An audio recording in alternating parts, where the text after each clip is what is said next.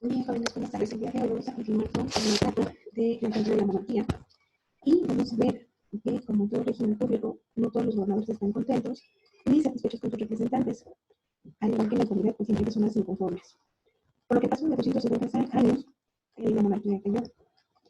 El pretexto para que esto sucediera se dio cuando en aquel momento Lucrecia, esposa de Tarquino Colantino, sufrió un atentado por parte del Sexto Tarquino, hijo del rey, lo que enojó de manera bastante fuerte a los patricios y motivó la caída de la monarquía, expulsando los comicios por curias a Lucio Tarquino, el soberbio. Recordemos que este último integrante de la monarquía era soberbio, no conocía los límites y sobrepasaba las fronteras.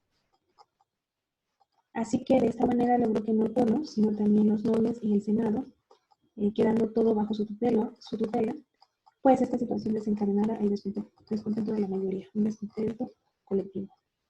Era arrogante, era arbitrario y pues no tenía una actitud positiva y hacía las cosas a su capricho, por lo que de esta manera, con todas esas actitudes, pues fue logrando que la monarquía se volviera ya insostenible.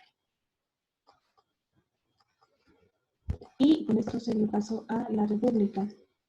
Esta etapa de la república dentro de Roma comprende los años 510 al 27 a.C.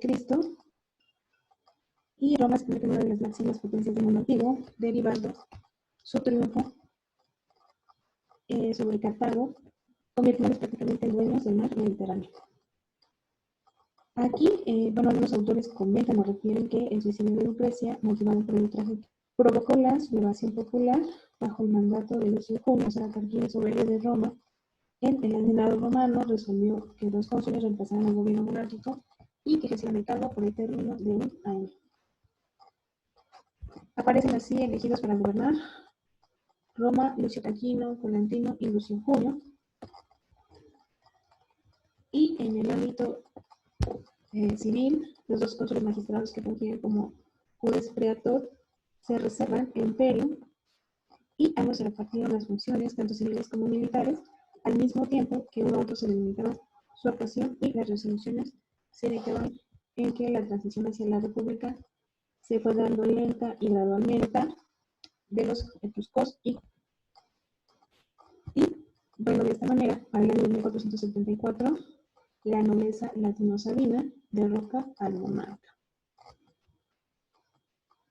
Posterior a ello, dentro de la etapa de la República, el consulado y las magistraturas comienzan de manera inmediata, hubo cambios que hubo que consolidar militar o como jefes militares. Estos supremos magistrados tenían el pleno poder o el imperio, como se le llamaba, y que recordemos que anteriormente lo había ostentado el rey. Excepto la parte religiosa, la magistratura tenía una duración determinada y esta era generalmente de 1 año y de otra situación similar a la actual. Nosotros vemos el cambio de administraciones en el gobierno municipal, estatal y federal que al concluir el cargo, las personas que tenían ese cargo público siguen sujetos a una responsabilidad después de concluir el término. Sin embargo, al ir creciendo la profesionalización, todos nos vemos que las personas salen, concluyen el cargo, pero también nos han hecho referencia y nosotros o ustedes como chicos estudiantes de derecho, pues saben y deben saber que esto no concluye, sino por el contrario, la responsabilidad sigue aún después de concluido el cargo. Una más era que eran magistrados colectivos, es decir, por elección.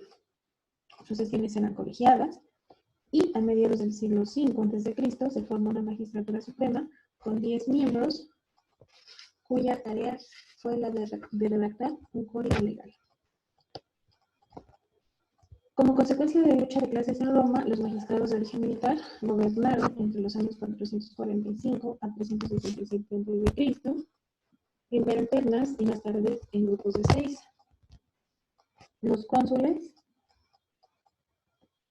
en figuras de pares aparecen históricamente en el año 367 a.C. y crean una suprema magistratura.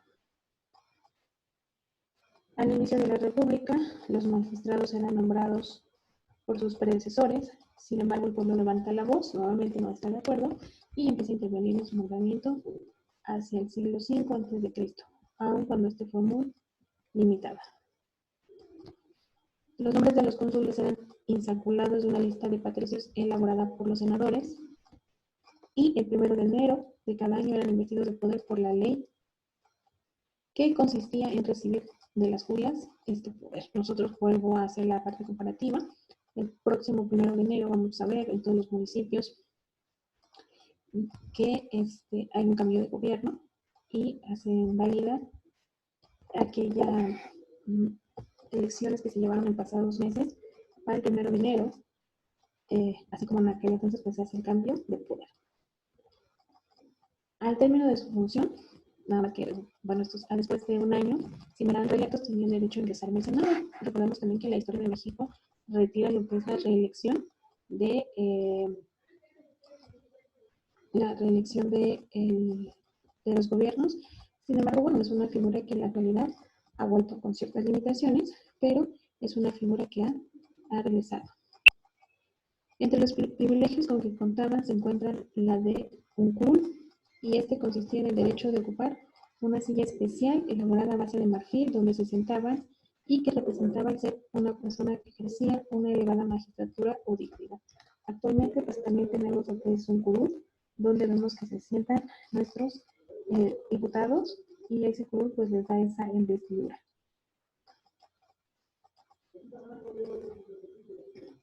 Ahora bien, sus familiares de estos formaban parte de una clase llamada optimates.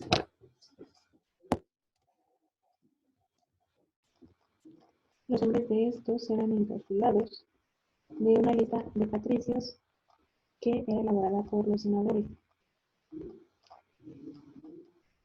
El cónsul responsable de las acciones militares, a quien también se le nombraba praetor o armatur, usaba una vestimenta especial consistente en un paludamentum, y este era un manto de color púrpura bordado con oro, mismo que también era usado por los emperadores y judíos romanos en campaña.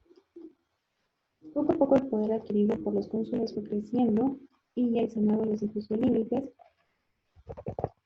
En ese momento se reservó el derecho de estudiar las rogaciones, que eran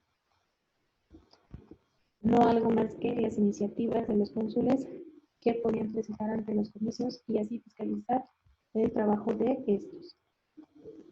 Con estas y otras acciones, como la facultad de otorgar títulos y nombramientos con honores a los cónsules cuando dirigían campañas militares, la autoridad regresó al grupo aristocrático que se sentía amenazada por la plebe, es decir, retoma al Senado. A partir de este momento los comicios se convocan por curia y ya no hay más centurias. Posterior de ello, los conciliaperis y los tribunos de la plebe se convierten en una magistratura que se instaura en el año 494 a.C. y este también se le conocía como el tribuno de la plebe o tribunus plebis, defensor de la clase plebeya, para cuyo fin puede adoptar el derecho de veto contra cualquier decisión de un magistrado, patricio o del Senado que fuere contraria a la de derechos o intereses de la plebe, y a quien se le investiga de sacrosanctitas, es decir, de inviolabilidad sagrada. Este hecho fue confirmado por la ley Valeria Horatia posteriormente en el año 449 a.C. y de ahí duró hasta el año 339 a.C. Y esta ley permitía que quien atentara contra su persona podía ser detenido por cualquier ciudadano. Por presentar los intereses de la plebe, no podían ausentarse de las civitas por más de 24 horas. Reunida la plebe en asambleas cuyo nombre era concilia plebis, elegían a los tribunos de la misma y los ediles plebeyos, quienes auxiliaban a los primeros. Las disposiciones legales que emanaban de la asamblea de la plebe se denominaban plebiscitos, y ese nombre a la fecha lo podemos conocer. Esta incorporación de los plebeyos en la vida política de Roma originó diversos cambios estructurales. Algunos de ellos son la ley Valeria de plebiscitos, se impone de la observancia general de estos mismos. La plebe obtiene el derecho de ocupar magistraturas, tiene acceso al sacerdocio en calidad de augures y de pontífices, y la condonación y moratoria de deudas y la abolición personal por deudas. La labor de los tributos de la plebe en un inicio fue brillante. Entre sus logros más connotados se encuentra la redacción de las 12 tablas, misma que constituyen un punto de partida del derecho romano ya escrito. Sin embargo, pues no, más bien a la fecha podemos todavía ver esa parte.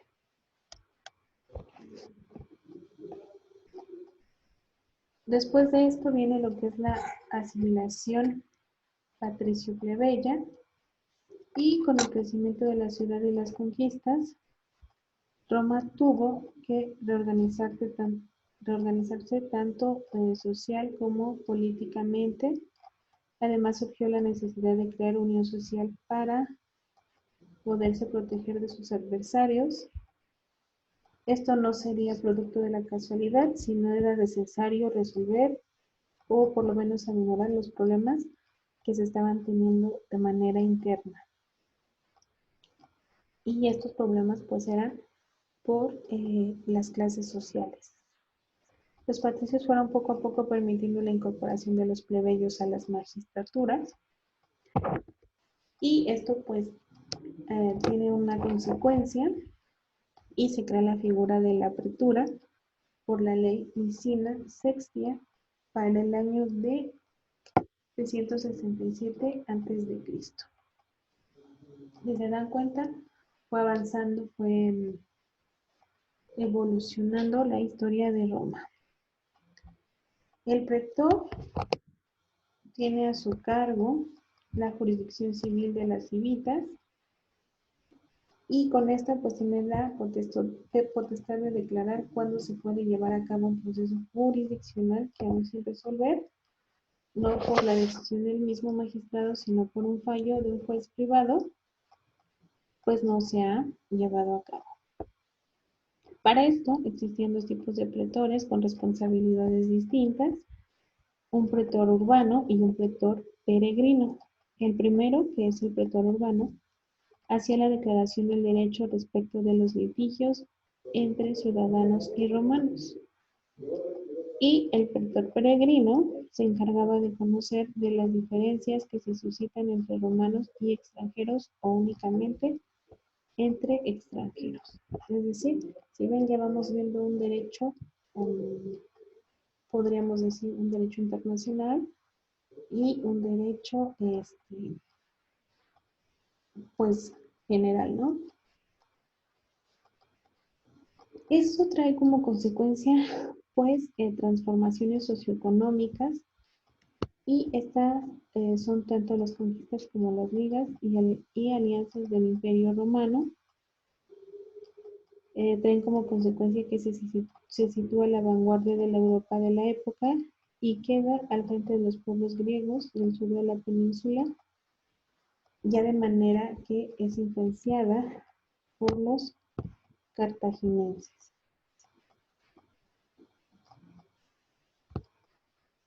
Roma, como sabemos, pues tenía alianzas con Cartago y con Siracusa.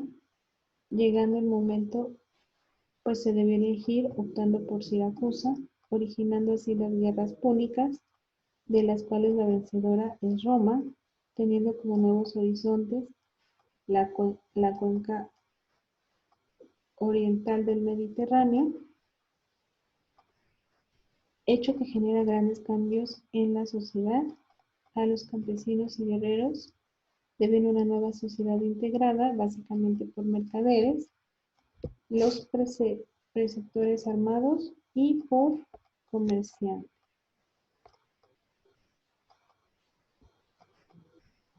Para esto,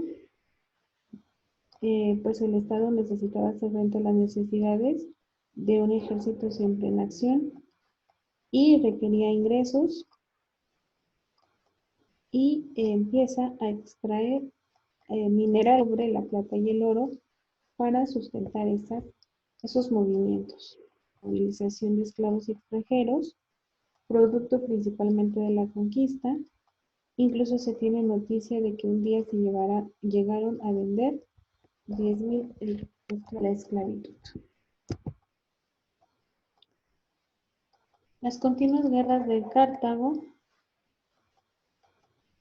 traen consigo situaciones difíciles en Roma, ya que por un lado el costo en vidas humanas fue muy elevado, pero al mismo tiempo por el otro la clase campesina se vio afectada seriamente debido a la transportación de trigo.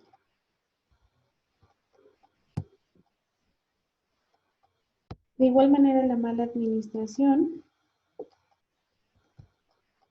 de las provincias derivó en que un año no fuera suficiente ni para olas planeadas, ni tampoco para las operaciones militares. Esto, aunado a algunas guerras civiles por el poder del Senado, contribuyó a la decadencia de las instituciones republicanas. Ahora bien, antes de la caída de la República, se suscitan en Roma dos triunviratos, mismos que son resultado, el primero de una lucha entre Mario y Sila, quienes fueron elegidos en varias ocasiones como cónsules. Uno, Lucio Cornelio Sila, apoyado por los soldados, y por su parte Cayo Mario favorece al Partido Popular, como resultado de haber sido elegidos. Sin embargo, Sila es embestido por la dictadura de duración indefinida, aniquilando al Partido Popular mediante propuestas de ley. Así logra restaurar el poder del Senado y pone en práctica la reforma constitucional para el año de 79 a.C. Es decir, si se dan cuenta, ya nos vamos acercando muchísimo, muchísimo más. El primer triunvirato, conformado en el año 60 a.C. por Julio César, sobrino de Mario, Pompeyo y Craso, quienes a través de su pacto secreto comparten el gobierno de la República. Con la muerte de Pompeyo y el paso del tiempo, César es declarado dictador vitalicio en el año 45 a.C. aproximadamente, pero un año después es asesinado en el Senado a los pies de la estatua de Pompeyo por pompeyanos encabezados por Bruto y Casio, a quienes les había otorgado amnistía. El segundo triunvirato, a la muerte de César, deviene la guerra civil entre sus seguidores y pompeyanos, y a esta se integra ya el triunvirato de Cayo Octavio. Este es su último nieto, sobrino nieto adoptivo de Julio César.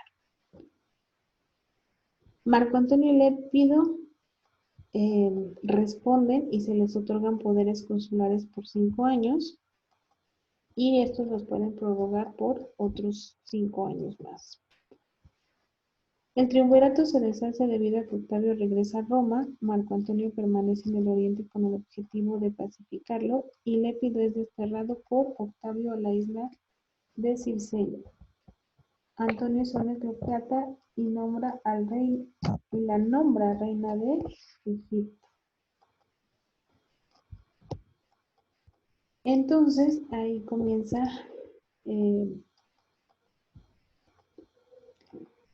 otro movimiento, otro cambio a la historia, porque ya se viene lo que es el imperio, principado y la autocracia. Esto se da a la muerte de César. Esta muerte ocurre en el año 44 a.C.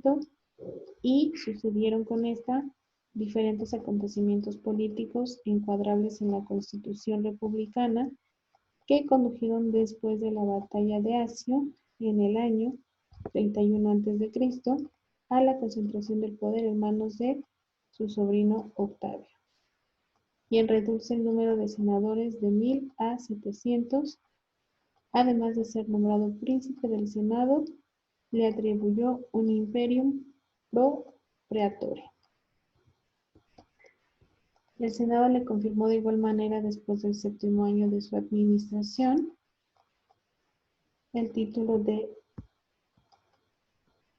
Augusto, que da a su persona un carácter sagrado y recibe el nombre de provincias ocupadas militarmente. Y con esto continúa siendo el jefe de los ejércitos. De igual manera recibe todas las potestades, todas las magistraturas republicanas, pero esto no le permite que los magistrados continúen en el desempeño de sus potestades.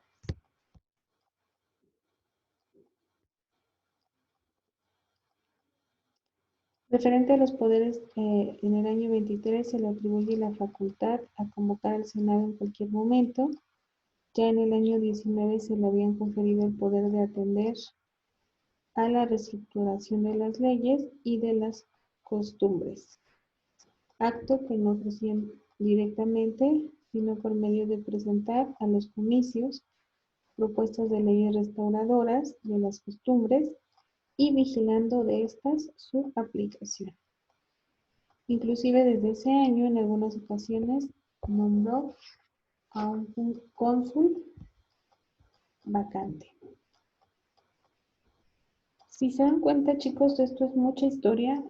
Vamos a estudiar o estamos estudiando cómo fue cambiando y por qué nuestro derecho romano es tan importante, cómo se fue mejorando, cómo se fue transformando de manera paulatina y de manera histórica y de manera evolucionada a lo que poco a poco pudimos ver como un derecho aplicable.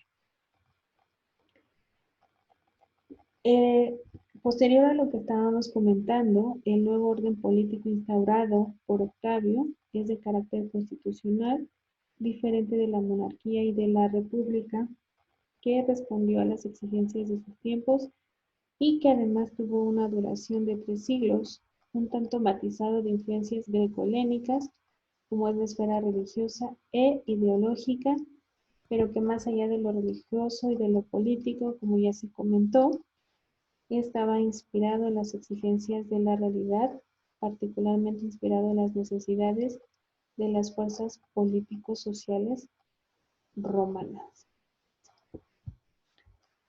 Esta época es conocida como la diarquía, ya que el príncipe comparte poderes con el Senado, sin embargo no se encontraban en el mismo plano, pero con el paso del tiempo se convierten en una autocracia, gracias a las aptitudes y habilidades políticas de Octavio, quien se va robusteciendo de poder.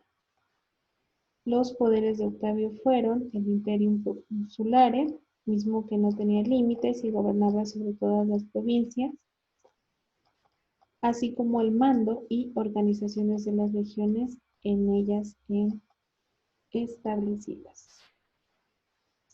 La potestad tribucia le otorgaba la convocatoria del concilio de la plebe y del senado, la inviolabilidad del poder y el poder de veto, poder que a la fecha todavía existe. En esta época se llega a un estado de unión del imperio basado en 4 procesos a saber. El primero es la transformación del vínculo de alianza o de federación en el de anexión. El segundo es la integración del Estado, nación dominante y los territorios dominados. El tercero es un mismo tipo de organización y sistema municipal. Y el cuarto es un reconocimiento de ciudadanía a todos los hombres libres de imperio. Con esto, pues, comienza a existir el orden, la paz, la prosperidad, gracias a la política de Augusto.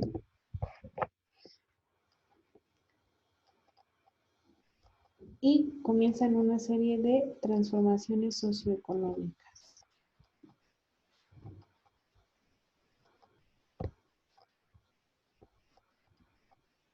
A partir de esa época, Roma comienza a tener más mercancías, ya que la milicia se torna de caracteres.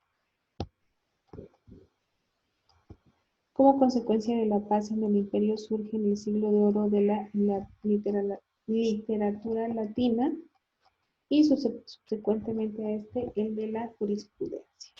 Jurisprudencia que a la fecha podemos nosotros ver.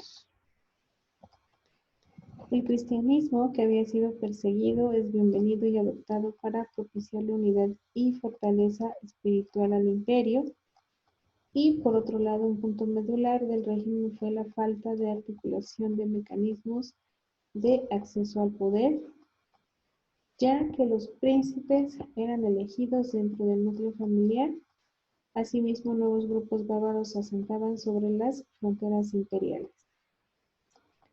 Durante el máximo esplendor de las civitas, existían fuertes crisis económicas provocadas principalmente por el acaparamiento de riqueza por la clase dominante, situación que podemos ver hasta la fecha y que se veía desde la antigua Roma y se ve todavía.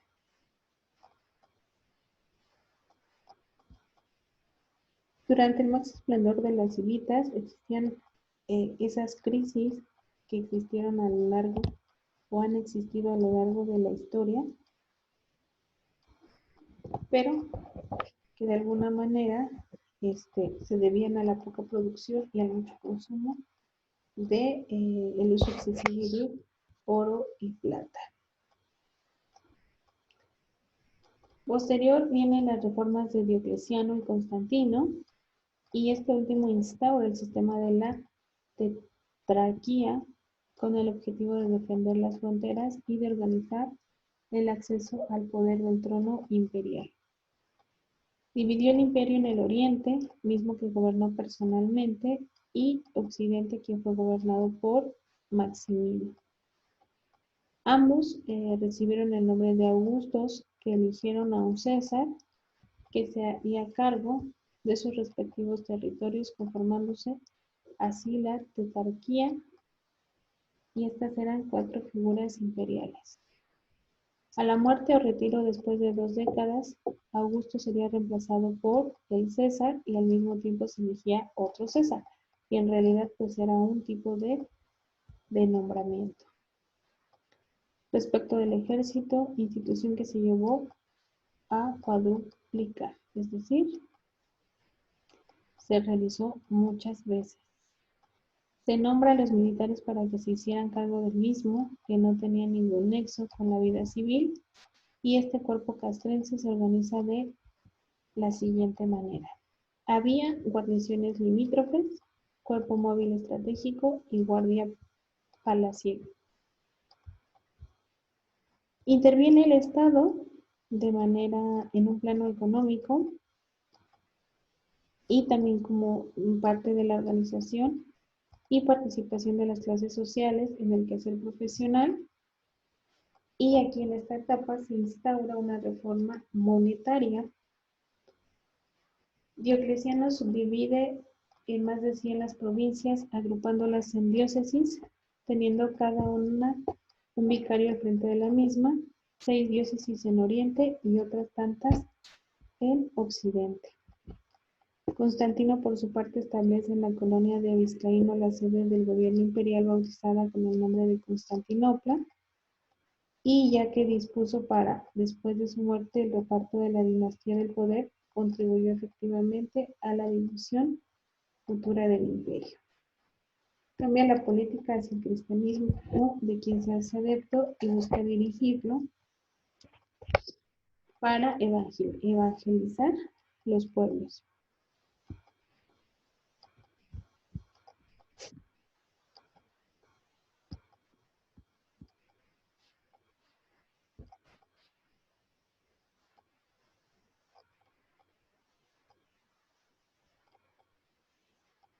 Constantino deja de lado y no por la clase,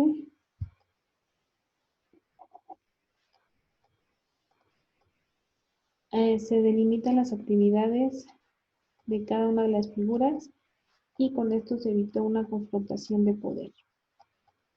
En aquel momento, legalmente hablando, el emperador cumplía con las funciones de ser tanto fuente de derecho como fuente de autoridad, ya que toda jurisdicción emanaba del soberano y cualquier inconformidad de los ciudadanos se resolvía mediante el recurso de apelación. En las provincias se nombran praesides del orden ecuestre para hacerse cargo ecuestre. Recordemos que el segundo estrato social romano era el de orden ecuestre, constituido por los caballeros, cuyo origen histórico se encuentra en la organización del primitivo ejército romano, donde quienes prestaban servicios en caballería gozaban de nobles privilegios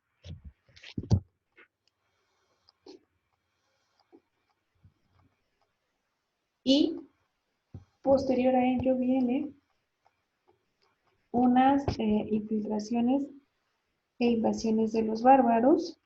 Las invasiones bárbaras de los pueblos generalmente de origen germánico se llevaron a cabo principalmente en la frontera fortificada, pretendiendo entrar al imperio. Se desarrolló entre los siglos III y IV ya de nuestra era y marcan la transición entre la antigua historia y la edad.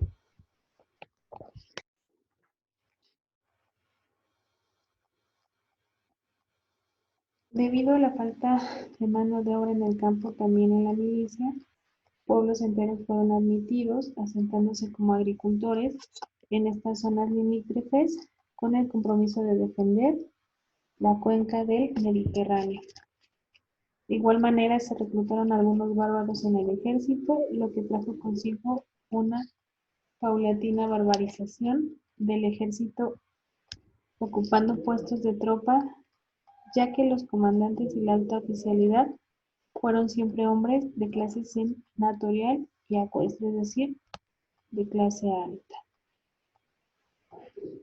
Los alemanes ocuparon las Galias orientales y los francos en el norte de la misma región, los ostrogodos,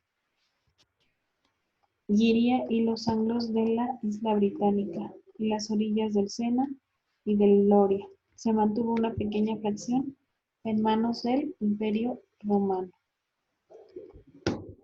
Con la división del imperio, situación que algunos militares de carrera, en su mayoría bárbaros, aprovecharon y así llegaron al poder dentro del ejército como Escipión, Aecio y Risi, lo que les permitió quitar y poner emperadores. Así los jefes bárbaros y los pueblos quedaron con clase dirigente de distintas regiones de esta parte occidental que quedó fragmentada en reinos germánicos.